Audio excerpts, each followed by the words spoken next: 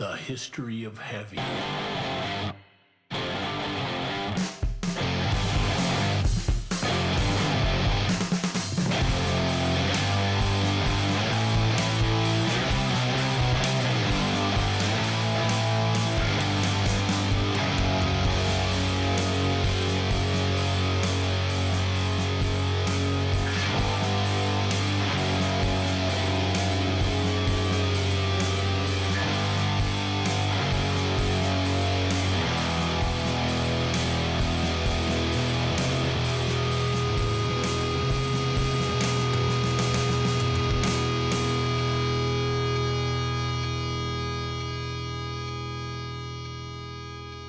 Hello and welcome to episode 39 of the History of Heavy podcast. This is the show that traces the chronology of heavy music across genres, song by song, and also traces the history of one Black Sabbath album by album. I am your host, Michael Huntsman. That is my co-host, Big Daddy Dave Lieberman. Hello, Dave. Hello, Mike. How are you this is evening? I am grand, my friend. I am grand. Always happy to very target focus an episode about Black Sabbath. We always talk around and about Black Sabbath, but on these occasions, we get to really focus on the mighty Sabbath, which is always fun. It's like I've been studying for this my whole life. Yeah. I don't think there's going to be a lot we need to debate necessarily. There's going to be a lot of head nodding, but I do think it'll be a fun conversation. It is our last episode of 1971. For those not regular to the program, we typically talk about individual songs. And we are very slowly, starting in 1958, going year by year, talking about a number of songs for each year. This is episode 39. So generally talk about songs. But when we get to the end of a year, we culminate that year by talking about the Black Sabbath album that was released in that year. So we've talked about the eponymous debut record that came out in 1970. We talked about the second record, Paranoid, which also came out in 1970. Then we talked about, 5, 6, 7 songs that came out in 1971. And now it is time to talk about Master of Reality.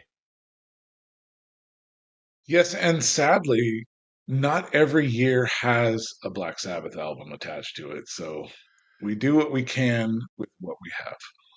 It's true. We exhaustively, on a different podcast, a prior podcast that was called the Huntsman Hill Polanco podcast, we tirelessly went through every non-Ozzy Osbourne Black Sabbath record. I don't suspect we will revisit any of those records, with the possible exceptions of Heaven and Hell and Mob rules. But we'll see how it goes when we get to the early '80s. Yeah, I think those are fair game. Actually, I just want to let's open the door right now. I think those Yeah. are fair game. Yeah, I think so too. As we have discussed on this program and off, I am a believer in this notion that Black Sabbath had 4 great 2-album cycles in their career. The first of which is the first album, Paranoid. The second of which we will begin talking about tonight, which are Master of Reality and Volume 4. The third being Sabbath, Bloody Sabbath, and Sabotage. And the fourth actually being Heaven and Hell and the Mob Rules. So we can get into that or not as those conversations move forward. But tonight we are capping 1971. So we do the cultural corner every week. That is your corner of the podcast where you get to talk about whatever ephemera, cultural events, social events, political events, world events that happen in the year we are currently talking about. Is there anything at all left on the vine of 1971 that you wanted to touch on before we finally put a cap on that year and next week move into 1972? Nope, I've said everything I want to say about 1971. And because we have spent a lot of time in 68, 69, 70, and 71, those years had a lot of long form events, Yeah. things that were going on many months and developed over many months. And so they came up a few times in our cultural corner. Space program was popping. Vietnam was going on, and random in like the groundwork for the tech that we live with every day now. A lot of that foundation was built in that time period. So we've spent enough time there, I think. Yeah, I really appreciate that every week when you have been laying the groundwork for the world we live in today. And as we talk about the music, and in particular Black Sabbath, we are talking about the groundwork that has led to the music we are still listening to this day, which is fun. A lot of So parallels. lot of parallels. I will very briefly set the stage for the record we are going to talk about tonight. We don't need to go into the history of the band. You can go back and listen to past episodes. You can read Wikipedia. You could read many great books about the history of the band. But I will just tee up Master of Reality just a little bit. The album was the third released by Black Sabbath. It was recorded at Island Studios in London from February to April of 1971 and was the band's third consecutive release and last produced by Roger Bain. Master of Reality was released on August 6th, 1971 on Vertigo Records, and though largely dismissed by critics, it hit number 5 on the UK album charts and number 8 on the US Billboard Top 100, and ultimately went double platinum for having sold over 2 million copies in the States. Master of Reality was the first time that the band ever down-tuned their guitars to C sharp. The reason stated being that Tony Iommi wanted to create more slack in his guitar strings because of the famed industrial accident that cut the tips off of his fingers. Adding slack to those strings, making the strings looser on the neck, made it more comfortable and less painful for him to play. But of course, what the downtuning famously did was created a much heavier sound that Sabbath would incorporate going forward and also influence hundreds of bands who would downtune their guitars lower and lower and lower to achieve maximum heaviness. We've talked a lot about Sabbath's overall influence on heavy music through the run of this podcast, but Master of Reality in particular has left a massive imprint on all manner of heavy music. It's darker, slower, and thicker than the first two records, in large part due to that down-tuning of the guitars, but also its blunt, massive, rhythmic feel and dark atmosphere would be inspirational to scores of bands for decades in its aftermath. More than any other Sabbath album, and maybe more than any heavy album by any band ever, Master of Reality spawned inspiration and is largely responsible, if not entirely responsible, for the birth of dozens of musical genres, including heavy metal full stop, doom metal, stoner rock, sludge metal, grunge, drone metal, alt metal, progressive metal, groove metal, and southern metal. So, Dave, let's talk about Master of Reality. Let's talk. One thing I wanted to pick up on something you said, the down tuning to help Tony Iommi deal with the pain of playing guitar. The fact that he was experiencing pain while playing this music just seems to make it heavier. We have talked about it before, and it's been written about ad nauseum, but the determination one has to have to find a way to continue to be not only a guitar player, but one of the most inspirational guitar players of all time, because the tips of your fingers have been cut off, forcing you to find a new way to play is insane. I mean, it's so awesome. And you know what he didn't do was just flip to playing Right-handed. right-handed, which Well, seems like a thing. Like, so he plays piano, he plays piano and flute on After Forever. mhm. He's multi-instrumentalist. If you can play piano, you're ambidextrous. So there's the the underlying ability I think he probably could have, but he chose to go this route. And I I don't don't know if that's, know. I don't know, and only because I am staunchly left-handed. There are two things in my life that I do right-handed. One is throw a frisbee for whatever reason. I throw a baseball and a football and everything else left-handed. I throw a frisbee right-handed, and I play guitar right-handed. And the reason I play guitar right-handed is when I very first began to learn to play guitar, I explained to my very first guitar teacher that I'm left-handed, and he said to me, "If you've never played before, just start playing right-handed. It'll be a lot easier in learning and buying instruments in a whole bunch of ways. So if you've never played before, just start playing right-handed." So I began playing right-handed, and I've played right-handed my whole life. I'm left-handed. I cannot I cannot and I'm not, I haven't inspired nearly as many people as Tony Iommi.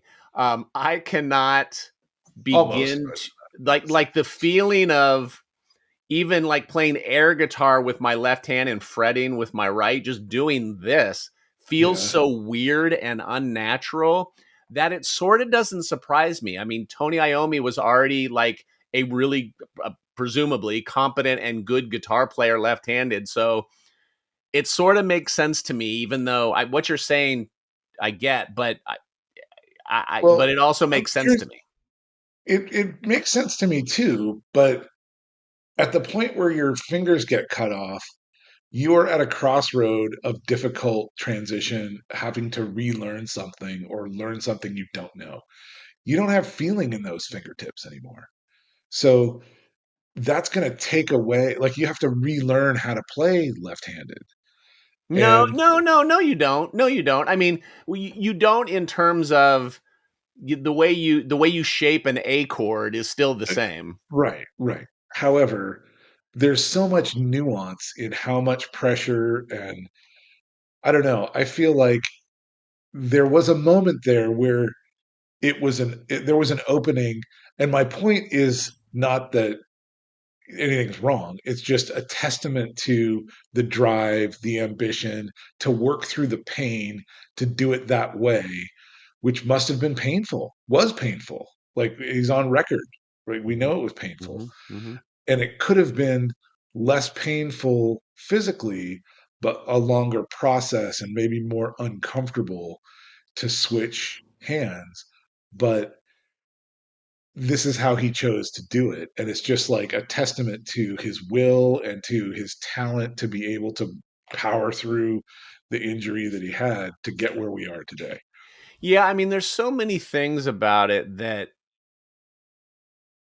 defy belief, and I think Master of Reality is the right record to be talking about it in relationship to Tony's accident, because there is probably no Black Sabbath the way we know Black Sabbath at all. I mean, maybe definitively there isn't if the accident doesn't happen, because one of the things that makes Sabbath so great is the simplicity of, I mean, all of the riffs on this record are fucking awesome, but none of them are difficult to play.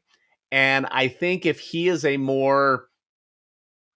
busier guitar player, if he's a more show-offy guitar player, if he's a whatever, if he has all of his fingers intact, he probably doesn't write those riffs the way he writes them. And there is a complexity to the composition of their music and some of the things they do, certainly in the rhythm section. But as it relates to the guitar playing, the complexity is not in the playing. The complexity is in the creativity. Yeah. Yeah. Um, Yeah. Very well said. It's not necessarily a less is more. But it's a qualitative difference. And what I find interesting is that this comes after the first two albums that have very solo-y solos, noodly True. solos. That's true. Yeah. And so he already kind of laid down his marker. But again, like, this choice, this album is very intentional, and it's sludgier, it's slower, it's Yeah. heavier, it's darker, and it's less bluesy. And in that pivot, we get into this more Sabbath, the thing that defines Sabbath. Um, Now, the bluesy stuff I love. The first two albums I'm on record, those are my favorite song, is the first two albums back to back to back. But and I love it because of the bluesiness. But this album is awesome because it's its own thing. And here's where Sabbath emerges as what we celebrate, I think. I'm going to say three things related to what you just said that I want you to respond to that may or may not be controversial. One is, I think that when people think of Black Sabbath, Master of Reality is the sound that they think of. It might not necessarily be a specific song. It's not necessarily Sweet Leaf. You might think of Iron Man or Paranoid or something. But I think just kind of the sound and the vibe of Master of Reality is what people sort of think about. I think the reason for that is because Master of Reality is the most Black Sabbath record of all of the Black Sabbath records, because it is when they really do define their very own sound. It isn't as it doesn't lean into the blues the same way the first two records do, and it is a fully formed beast Yeah. at this point. And then the third thing, and this might be the controversial thing, Master of Reality is not my favorite Black Sabbath record, and I will get to that as we go through our record v record segment of the show. But I do think Master of Reality is the best Black Sabbath record. So I'm curious your take on that take, or anything we just sort of batted back and forth. Man, what's tricky about Sabbath is that each of these albums has its own personality. And you said it right at the top. These two album Mm-hmm. sets is a really, really great prism to filter um, the dark light of Black Sabbath through the black light, if you will. Um, I don't think it's their best album, but I think it's their Sabbathiest album, as you put it. Mm-hmm. Uh, and it's hard to that's really splitting hairs. Well, And I don't I'm know. sort of I'm going back, and I'm just glancing at some track listings now, and we don't need to get into a sort of track by track debate. Um, but I think Master of Reality is their most complete statement, and there's no I was going to say fluff without the pun being intended, but there's no there literally is no fluff on Master of Reality. Um, For those who are unaware, Michael is referring to a song that Black Sabbath does called "Fluff." right. Uh, but Not but on this album. we've talked about our our feelings of the song Paranoid, which is fine, but results may vary. I know how much you love Warning, but it is a cover song. Um, and I Yeah, think it if you're just is. going to It is. go, you know, 8 song sort of track by track cage match, look, and these are all just opinions, so it's not anything that can be proved. And again, Master Reality isn't my favorite Sabbath record, but just everything about it, from the heavy riffage to how great the kind of interludes are, to how Solitude is maybe their best kind of ballad, Into the Void. And well, I don't want to get all into the songs because I want to get into the songs, but I think just broadly speaking as a statement, there's not one moment on this record that you're going to skip, or it is such a complete masterwork to me that when I say, and I you are you are a hardcore devotee of the first two records, and nobody's going to argue with that perspective. And depending on when you get me, I might say any of the first 6 Sabbath records is my favorite. But Right. you could never be wrong by saying Master. You can't be wrong saying any of them, really. But So that's the problem. This is where it gets tough. It's we're splitting hairs. We are. It's the it's like if you have, like I said, I have one favorite song and it happens to be two albums, Right. right? That's not a thing. But it is when you're dealing with this band, or when I'm dealing with this band. I can't fucking get unstuck. I'm stuck because it's Apex, all of it. But this particular album, like you said, it's an all the way through album. It's actually very bite sized. The songs are compact and the flow is great because it goes heavy and there's enough slow songs intermixed, but those slow songs are dark, they're mournful, right? And there's a sweetness. um Yeah. Really, they're really good. This album is great. It's a So great good. album. It's so good. So when I'm listening to it, it's my favorite album, right? It's funny. When I was about to go track for track and just make the strong Master of Reality argument, I was about to say, well, like, did they ever put out a better, track one side one than Sweet Leaf? And I'm, well, yeah, I like War Pigs better, and yeah, Sabbath Bloody Sabbath is kind of perfect. It's like, What it, about Black Sabbath? right, right. That That's song's pretty good, as it turns out. Yeah, yeah.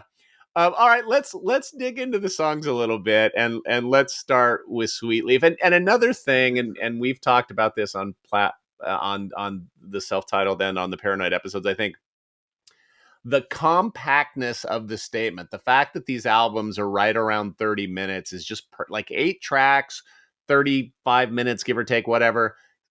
Perfect. Like, that's what an album should be. Like, the compact disc really fucked up the way artists think about albums and Melancholies and Infinite Sadness bullshit. It's like, we yeah, don't yeah, need 75 songs on your record. Like, 8 songs, 32 minutes, I'm out. Like, this record is perfect. 4 songs per side.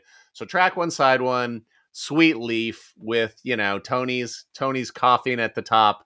It's perfect. right. Very perfect.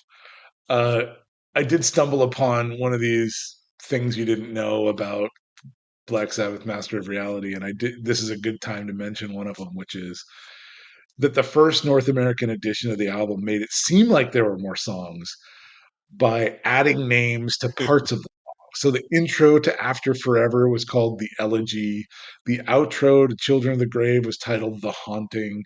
The intro to Lord of This World was called Step Up. And the intro to Into the Void was called Death Mask. And those aren't long enough to be intros and outros. They're parts of their song. And Black Sabbath, one of their signature stylistic uh, elements is having these stark changes where you get another song in the middle of a song, or you get some awesome riff that just shows up for a bridge. And you're like, dude, make a whole song. You could have made, bands have made careers on just the transition in Iron Man, just transition in Cornucopia. Like, Sleep, right? There. right. Sleep is a band who's made a career on just the riffs that are the transition or the bridge to the other part of the song. What? Yeah, Sweet Leaf is probably like, probably the sort of signature song on this record. It's probably the one, maybe Children of the Grave, Mm, but Sweet Leaf probably is the most recognizable kind of layperson song from this record. And there is such a, I'm glad you used the word sweet, not connected to the tastiness of the leaf, but in terms of the tone of the record, because this song is really, it's heavy as fuck, but it does have a and it's probably Ozzy's vocal. There is something approachable about their music, and I think Sweet Leaf is really representative of that. It's not, it doesn't play like a radio hit or a pop song, but there is a sweetness to it that I think is representative in a lot of Sabbath's music, that a lot of those bands influenced. by them that I talked about at the top never got. It was only the Yeah, heaviness without right, right, that beauty and melody and sweetness. right. Beauty, right? There is this beauty. It's a melancholy beauty, though. It's this feeling of mournful yearning.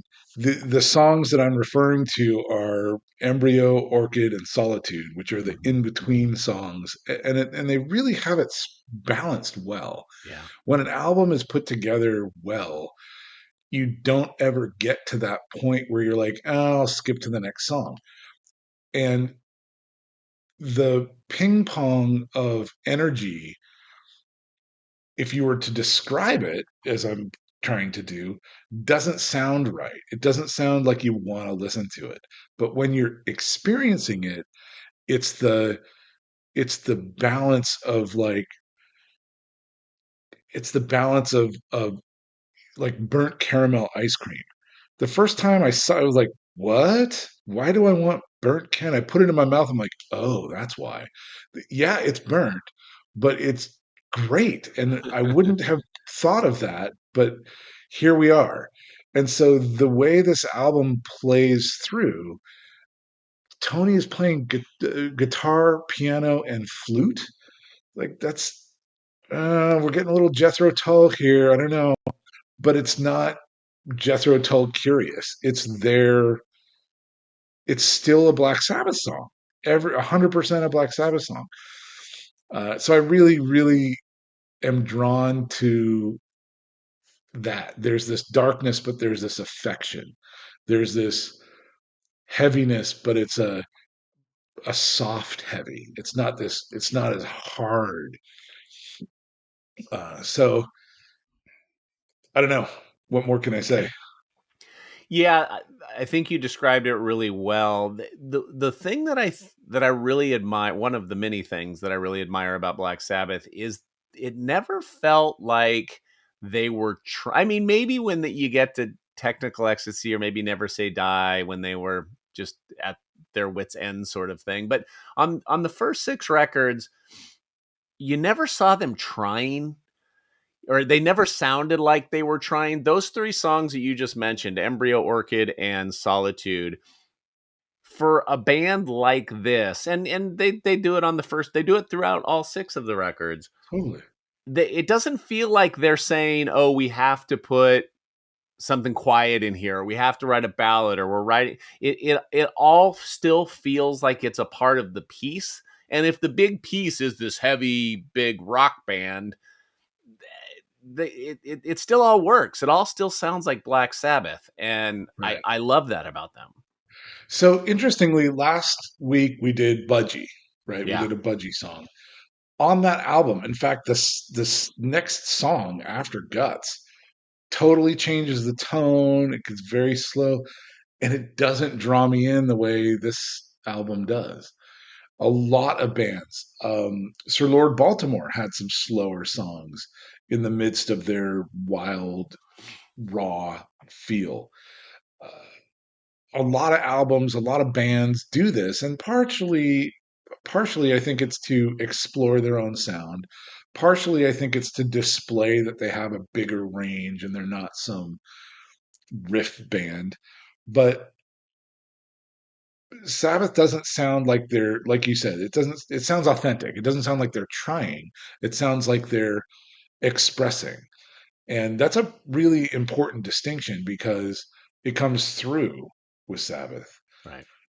And I found, on this article, Bill Ward said that Master of Reality was an exploratory album, which I find an interesting way for a band member to characterize it.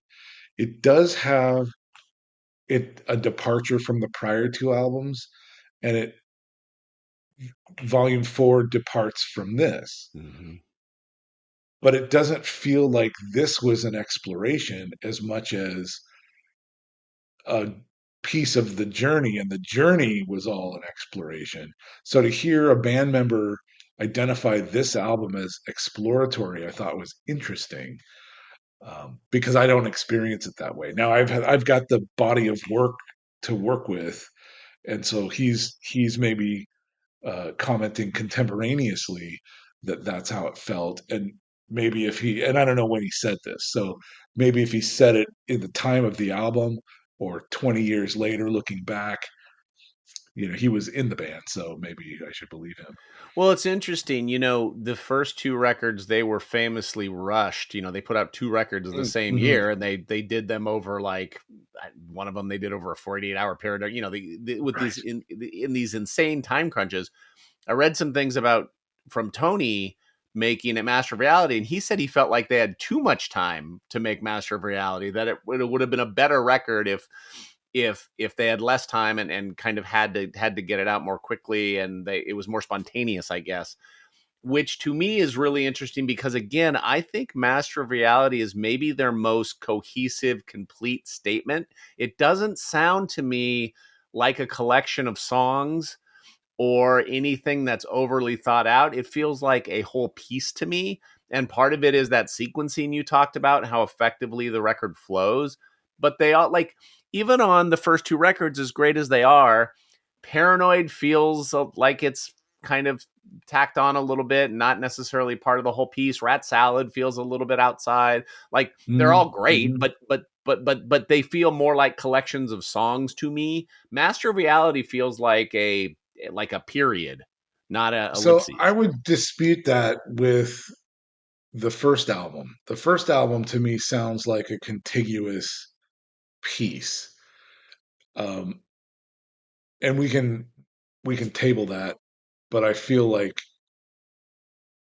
that also sounds like a contiguous piece, but the rest of their albums do sound like collections of songs.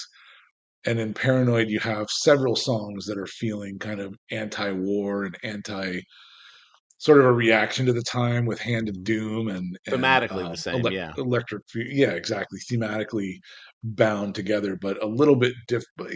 Although Hand of Doom and Electric Funeral, I feel like uh, go well together, and they succeed each other. So there's some of that there. You know what? I But want to one, stop you on those for a second, and I know okay, we're jumping around now a little bit on this album, but I'm glad you mentioned Hand of Doom and Electric Funeral, and you talked about, I think when we did our best of Black Sabbath episode, when we each picked our 10 favorite Sabbath songs of that moment, you talked about how you can't have Hand of Doom without Electric Funeral, that they're of a piece to you.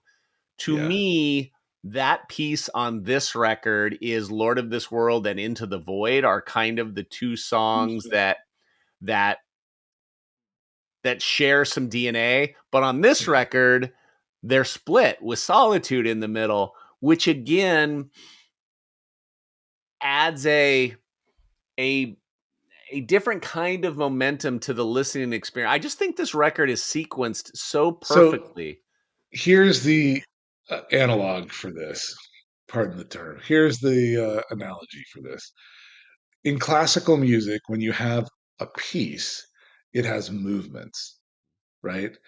And but it's all part of the same piece. And you'll have movements where a riff or a theme will recur.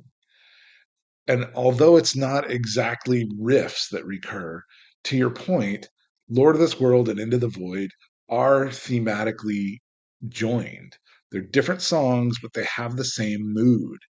And they do feel like they're all like it's part of a longer expression. And so having Solitude in the middle is this It's like the is a relief. way to it's a yeah it's a way to smooth the edges, the exit and the entry ramp, and allows you to experience them separately together.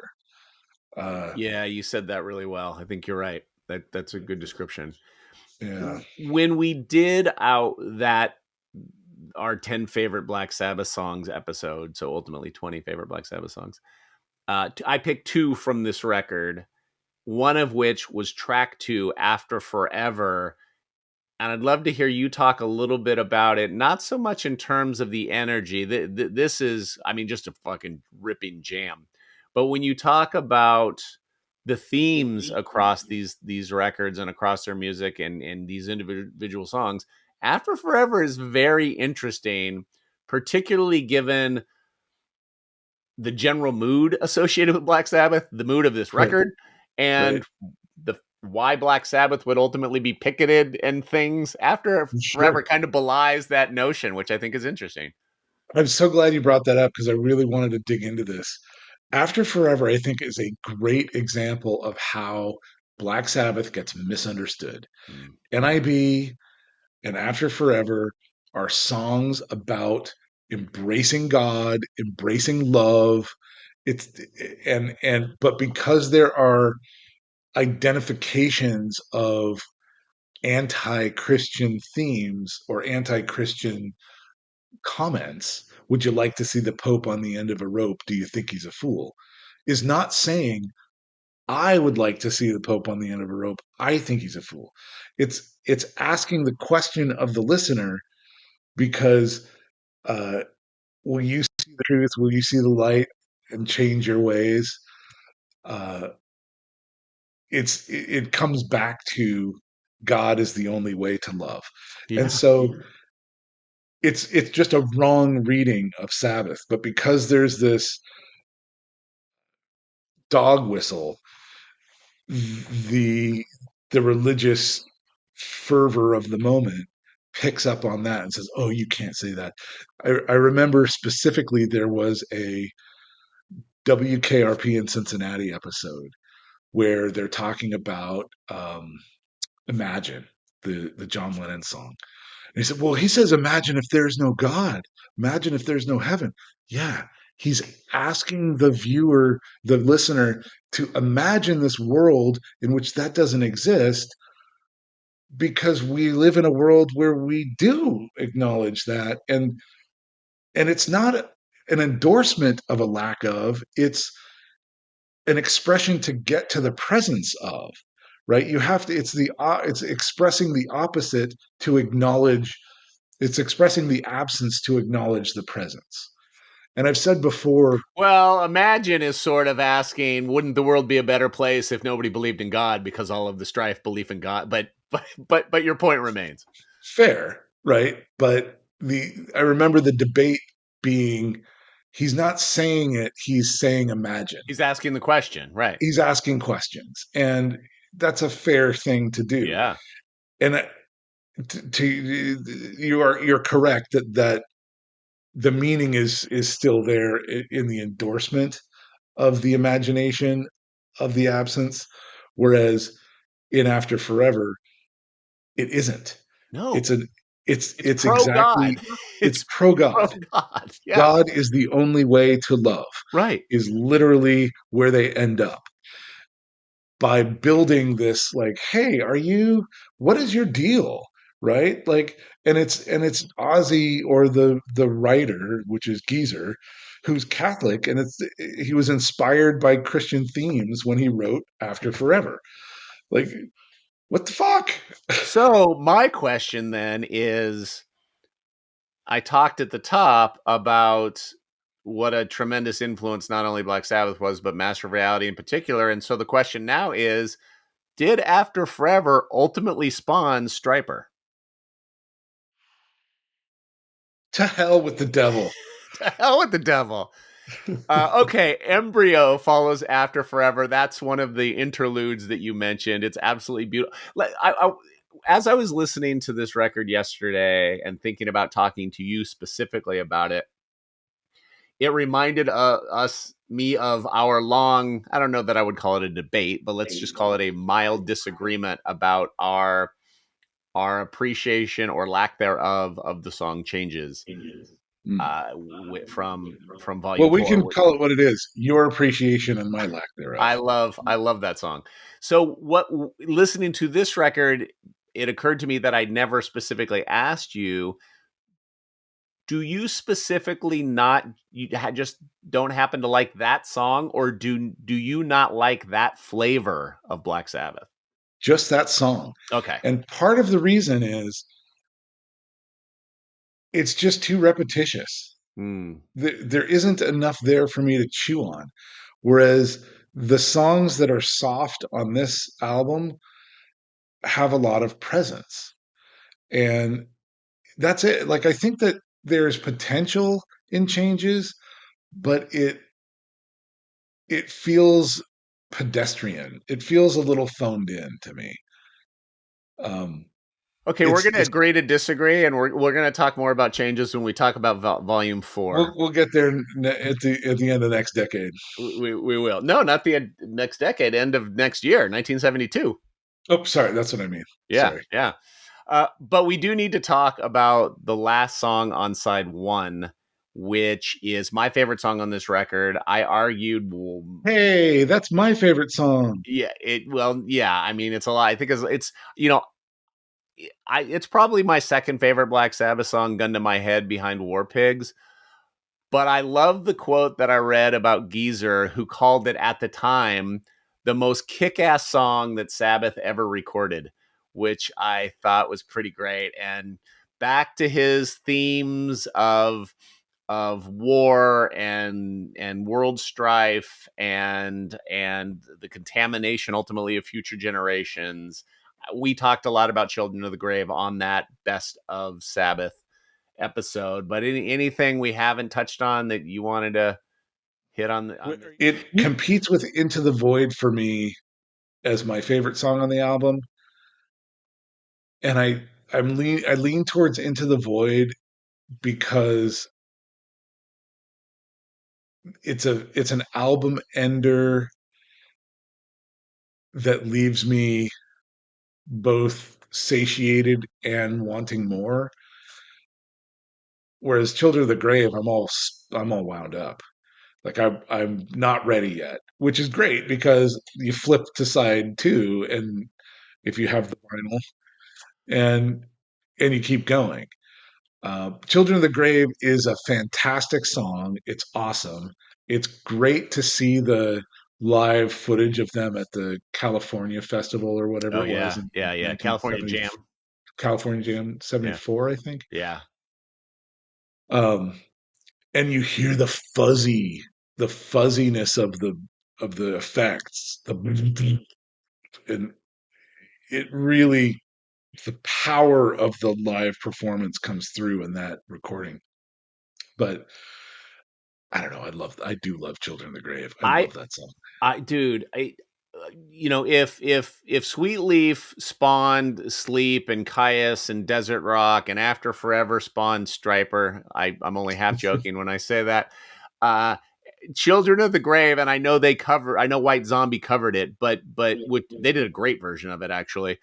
But Children of the Grave invents groove metal. I mean, there's Oh, no Pantera, there's no Prong, there's no none of any of those bands if it's not for Children of the Grave. And I don't know how. I mean, apart from Tony's Cough, which is maybe the greatest way to open an album ever, I don't know how you don't lead the record with Children of the Grave. That the palm muted chug, it's just like it's just so great. Like, how do you not open the record with that song? because you close side 1 with it. It's it. You know, I mean, it's so good. this is the balance of the album that we're talking about. I really love Sweet Leaf as the opener, not only for the effect, right? Having a non-musical effect to just kind of crack the ice, to just break the ice, Mm-hmm. and then follow up with that riff. Sweetleaf riff is just iconic. Massive, yeah. Massive riff, and it's so simple, and it's so heavy, and it's not so long of a song that you get sick of it, and they transition in the song. They do all the Sabbath things. Uh, Ozzy's voice in that song is delightful. It's perfect. Yeah. So, you do open this album with Sweet Leaf, given any choice, right? If we have this plate palette to work with and we're going to move songs around, you still do this with these songs. I do, I don't. because I want to end side 1 with Children of the Grave, because I started so hard with Sweet Leaf.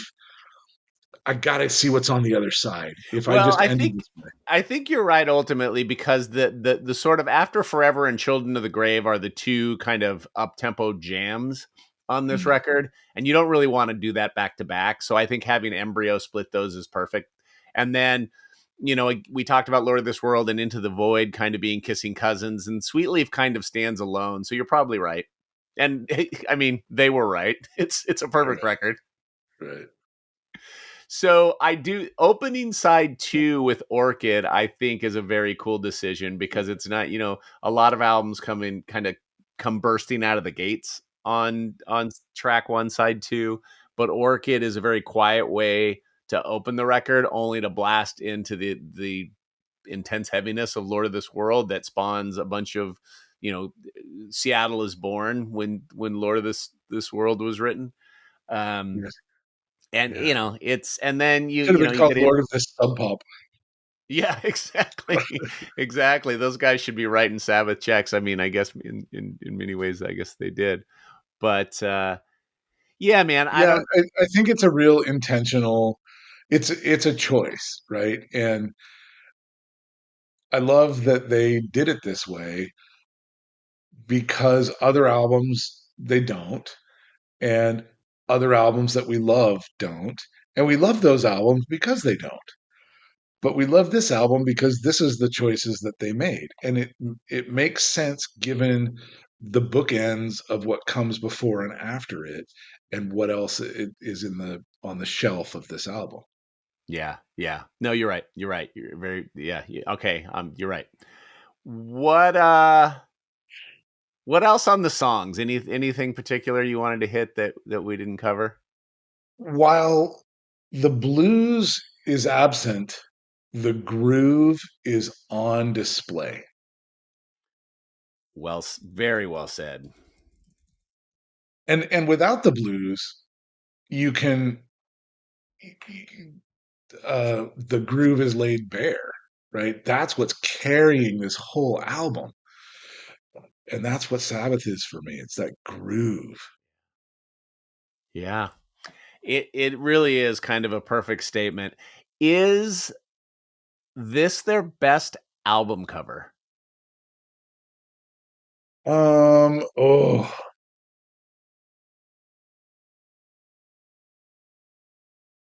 I do love Volume 4 Me too. I in Sabbath Bloody Sabbath. and Black Sabbath. Yeah. It's it's definitely in the top 5. It's better than Sabotage, and it's way better than Paranoid. Oh god. Yeah, and it's better than Technical Ecstasy. Well, we're not even counting those. Yeah. Okay. I do like Never Um, Say Die though as an album cover, as bizarre and it's weird, nonsensical as but it is. yeah, it's weird in a way that Paranoid is weird and dumb. It's weird in a way that isn't Paranoid because Paranoid is weird and dumb. Yeah. Um, I like it as an album cover. I like it as a font. Like just It that. looks like it sounds. It does. Yeah. It does. Absolutely, it does. It Yeah. looks like the album sounds. Yeah. Oh, that is a perfect observation. Yeah. All right, man. I'm not sure there's anything more that we are finding new and interesting ways to talk about Black Sabbath in general, and we are finding new and interesting ways to simply repeat ourselves, which I appreciate.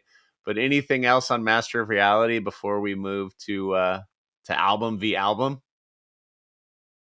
No, no, it's a great album. Okay, Dave. I think I know where you stand, so I will go first.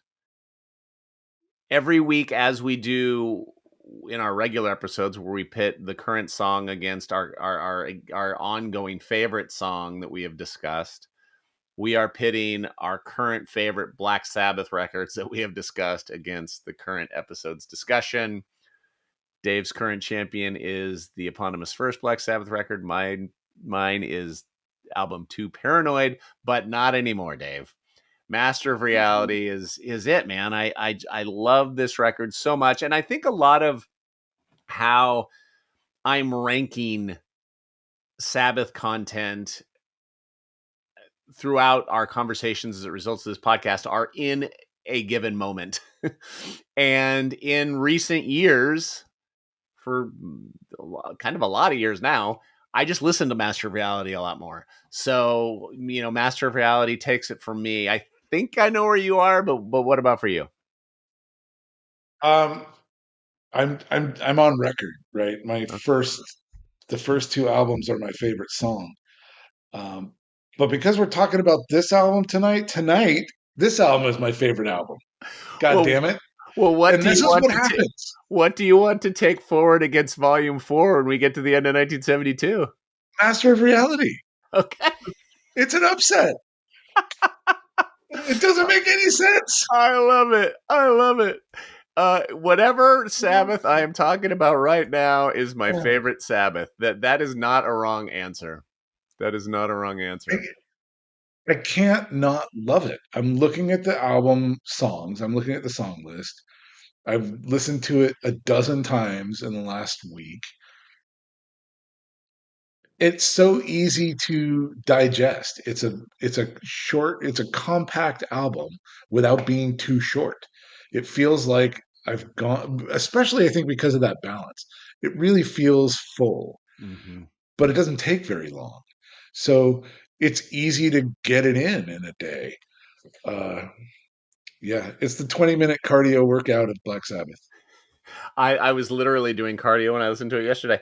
I love again that we are just finding new and hopefully creative ways to praise these albums and these songs and this band over and over again. It's great. Next week's Yeah. conversation may or may not be praise or criticism. We'll see. Next week, I think, is interesting because last week, again, we talked about Budgie and we talked about how that band is kind of definitively a heavy metal band. They were kind of leaving hard rock behind and kind of becoming what would be known as heavy metal. Next week, we are talking about Tarkus and the song El Parada. I don't think there's any debate that Tarkus is a heavy metal band, but I think that will be a fun conversation, a little bit of an obscure one, which always makes for an interesting podcast. So that's what we'll do next week. Looking forward to it. It'll be good. In the meantime, thanks everybody and stay heavy. Okay, thank you. Bye.